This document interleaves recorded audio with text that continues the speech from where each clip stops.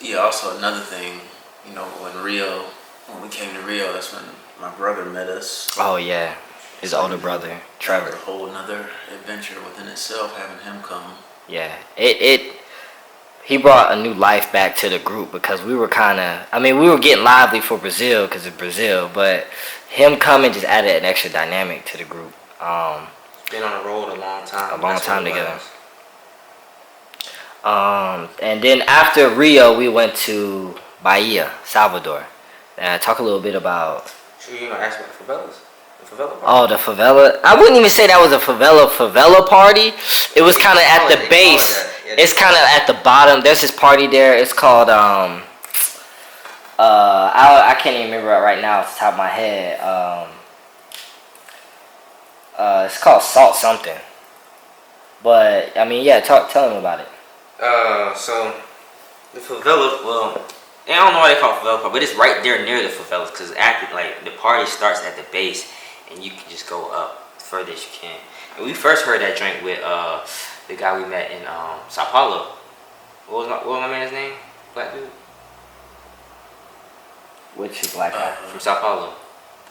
We met a black guy from Sao Paulo. Where? He's from Europe, London. I think. He was like Greg? something with an No. L.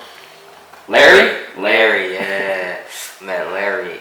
And he talked about how he really stayed in the favelas. Oh yeah. He stayed at a house for like For a 2 couple 3 days. days. He was like, and they made Slept on the floor. Slept on the floor, because favelas basically the hood of Rio or of South America. Explain what a favela is. Favela is basically the hood of South America. It's on the hills.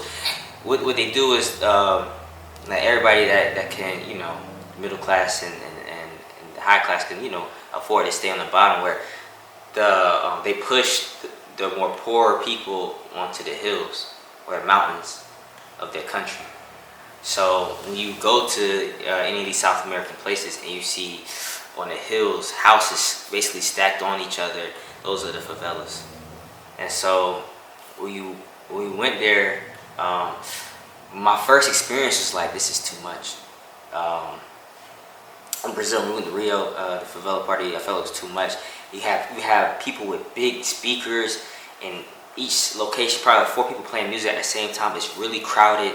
I'm worrying about people. I already got my phone pickpocketed before, so I'm worried about people, tappy, what I'm saying. And you already heard stories about Rio from other people, but it was just so much of vibrant energy that it was so much vibrant energy at once. It was intimidating because I never felt that before. Everybody's just being free. We also met one. You hear that bass, boom, cha cha, boom, cha cha, boom, cha cha. Music, yeah. From there, all different type of funk music, and then you got some dude over here playing 90s, 2000 hip hop and R&B. I'm like, yo, who the fuck is this dude playing this shit? So I go in and talk to him, and it's this Afro-Brazilian dude, bro. I don't remember his name. Has he been to the States? Nah, he ain't been to the States, but he likes the music, as we were saying before about the influence. He know a little English, not too much. Man, we hit it off, man. He was like, anytime I'm DJing, just let me know, and I'll let y'all know where to go, where the best places to go. He hit me up a month ago asking me when I'm coming back. But yeah, it was intense, but we went back a second time with JT, and it felt live. We doing things, people smoking out there, just live music to about 6 in the morning. Yeah, for me it was just seeing all different walks of life partying together. Like there was a guy there in a wheelchair, and I just remember them like picking him up and just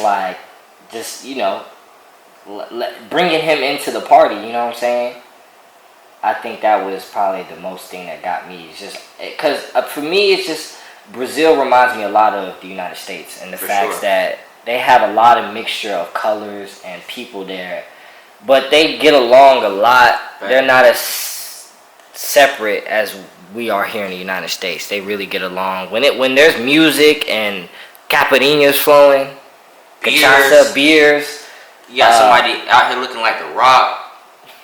Basically a split image of The Rock doing the eyebrow, Brazilian dude doing the eyebrow. I'm like, bro, like you just don't know what you'll find at them parties. Just everybody just being animated, being themselves, boy. Like when we party here in the States, I feel like we trying to get away from something throughout the week because we all working hard. We gotta provide for families and other people. But there, I feel like they just doing that to have fun. They could just really just be themselves. Like I don't know. It's hard to explain, but It's called Pedra do Sal. oh, Pedro de Sol. Yeah, that's where that street party is at. It's on Mondays, Monday nights, Monday. downtown Rio. Beautiful place. Really nice, beautiful people there. Very nice, beautiful people there. Fellas, just letting y'all know. But yeah, I mean, you know, Brazil got beautiful women. You know. Yeah, they're known for that. More or less. So, I mean, JT, did you feel any culture shock just being in Brazil?